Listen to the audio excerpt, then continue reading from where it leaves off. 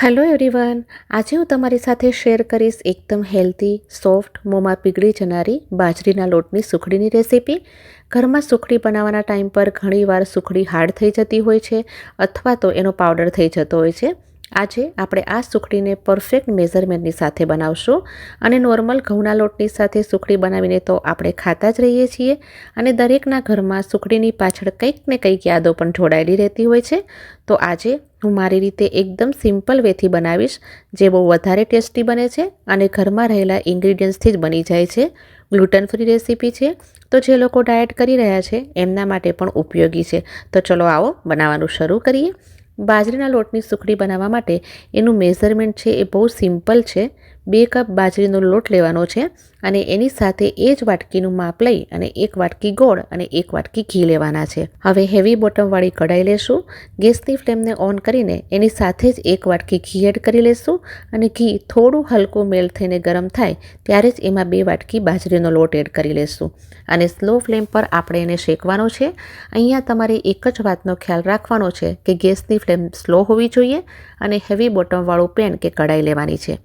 પહેલાં તમને લોટ એકદમ ડ્રાય લાગશે, પણ જેમ જેમ તમે એને સ્લો ફ્લેમ પર શેકવાનું સ્ટાર્ટ કરશો, લોટ એકદમ સરસ રીતે શેકાતો જશે અને ઘીને પણ રિલીઝ કરતો જશે. હું તમને સ્ટેપ બાય સ્ટેપ બતાવીશ જેથી તમને ખ્યાલ આવે. 3થી 4 મિનિટમાં તમે જોશો તો લોટ લાઇટ થઈ ગયો છે અને હલકું ઘી પણ રિલીઝ થઈ ગયું છે, પણ હજુ એ પૂરો શેકાયો નથી. જ્યારે સારી રીતે શેકાઈ જશે તો એમાંથી એક સરસ અરોમા આવવાની સ્ટાર્ટ થઈ જશે અને હલકો કલર પણ ચેન્જ થઈ જશે. 5 મિનિટ થઈ ગઈ છે. ઘી વધારે બહાર રિલીઝ થવા લાગ્યું છે અને લોટમાં બબલ્સ ક્રિએટ થઈ રહ્યા છે, મતલબ લોટ સારી રીતે શેકાઈ રહ્યો છે. પણ કલર ચેન્જ કરવા માટે આપણે લોટને હજુ 3થી 4 મિનિટ માટે સ્લો ફ્લેમ પર શેકવાનો છે. અને જુઓ, પૂરું ઘી રિલીઝ થવાની સાથે બબલ્સ પણ ઝાગના રૂપમાં દેખાવા માંડ્યા છે. મીન્સ લોટ એકદમ સરસ રીતે શેકાઈ ગયો છે, સુગંધ પણ આવવાની શરૂ થઈ ગઈ છે અને સાથે જ કલર પણ ચેન્જ થઈ ગયો છે. તો બસ આ નિશાની છે કે આપણો લોટ પરફેક્ટલી શેકાઈ ગયો છે. આપણે પૂરી પ્રોસેસ સ્લો ફ્લેમ પર જ કરી છે અને કન્ટિન્યુઅસ ચલાવતા રહીને જ પકવ્યો છે. ટોટલ મને 10થી 12 મિનિટ જેવો ટાઈમ લાગ્યો છે. હવે ગેસની ફ્લેમને બંધ કરી લેશું. આ સ્ટેજ પર તમારે દૂધની મલાઈ કે દૂધ એડ કરવું હોય તો 1/4 કપ કરી શકો છો, પણ દૂધ કે દૂધની મલાઈ એડ કરવાથી એની સેલ્ફ લાઈફ ઓછી થઈ જાય છે. હવે એમાં એડ કરશું 1 વાટકી ગોળ. ગેસની ફ્લેમને બંધ જ રાખવાની છે, નહીંતર સુખડી હાર્ડ થઈ જશે. સારી રીતે લોટ ગોળની સાથે મિક્સ થઈ જાય ત્યાં સુધી એને ચલાવતા જઈને મિક્સ કરી લેશું.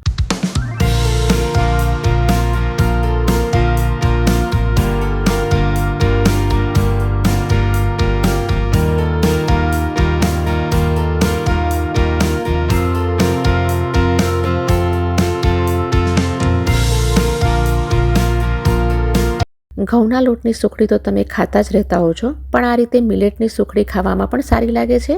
ગ્લુટન ફ્રી હોય છે અને હેલ્ધી પણ હોય છે અને ટેસ્ટમાં તમારે કોઈ પણ કોમ્પ્રોમાઇઝ નહીં કરવો પડે. અહીંયા મેં એક પ્લેટ લીધી છે જેમાં આપણે સુખડીને પાથરવાની છે.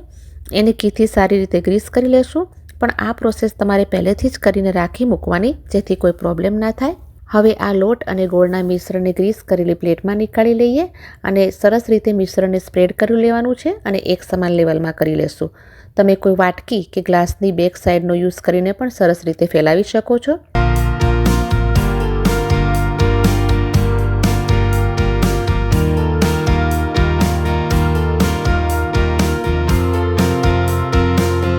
તો જુઓ, મેં એકદમ સ્મૂથ એને સ્પ્રેડ કરી લીધું છે. મિશ્રણ હલકું ઠંડુ થઈ જાય પછી એના કટ લગાવી લેશું. તો જુઓ, હલકું ઠંડુ થઈ ગયું છે મિશ્રણ, તો એના કટ લગાવી લઈએ. તમે આ સુખડી ઉપર નાળિયેરનું છીણ કે તમારી પસંદગીના ડ્રાય ફ્રૂટ્સ એડ કરી શકો છો અને ગાર્નિશ કરી શકો છો. પણ જે બાજરીના લોટની ફ્લેવર છે એ આમ જ વિધાઉટ ગાર્નિશિંગ સરસ લાગે છે. એના ઓથેન્ટિક ટેસ્ટની સાથે એની એક અલગ જ સુગંધ આવે છે. શેકાયેલા બાજરીના લોટની એ જ ખાવાની મજા આવે છે. ઘણા લોકો આ લોટમાં નાળિયેરનું છીણ, ડ્રાય ફ્રૂટ્સનો પાવડર કે મખાના વગેરે નાખીને પણ બનાવે છે, પણ એનાથી બાજરાનો અસલી ટેસ્ટ ચાલ્યો જાય છે.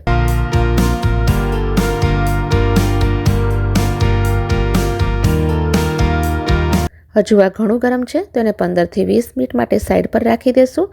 15થી 20 મિનિટ પછી આ પૂરું ઠંડુ થઈ ગયું છે. તો આ જુઓ, જેવો એનો કટ લગાવીએ છીએ કે પોતાની મેળે જ પીસ ઉપર આવી રહ્યો છે. તો તમે લોટ શેકવામાં ઉતાવળ ન કરી અને ગોળને મેલ્ટ કરવાના ટાઈમ પર ગેસની ફ્લેમ બંધ કરી તો તમારી સુખડીનો પણ એક પીસ ચમચી લગાવતા જ બહાર નીકળશે અને એકદમ પરફેક્ટ બનશે. આ પીસને હાથમાં લઈને જોઈએ તો એકદમ સોફ્ટ અને ટેસ્ટી બન્યો છે. હવે હાથથી તોડશું તો એનું ટેક્સચર તમે જોઈ શકો છો, ખાતા તરત જ મેલ્ટ થઈ જશે.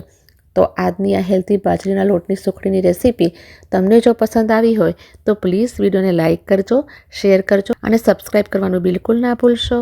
જલ્દી ફરી મળીશ નવા વિડીયો સાથે. Till then take care and stay healthy.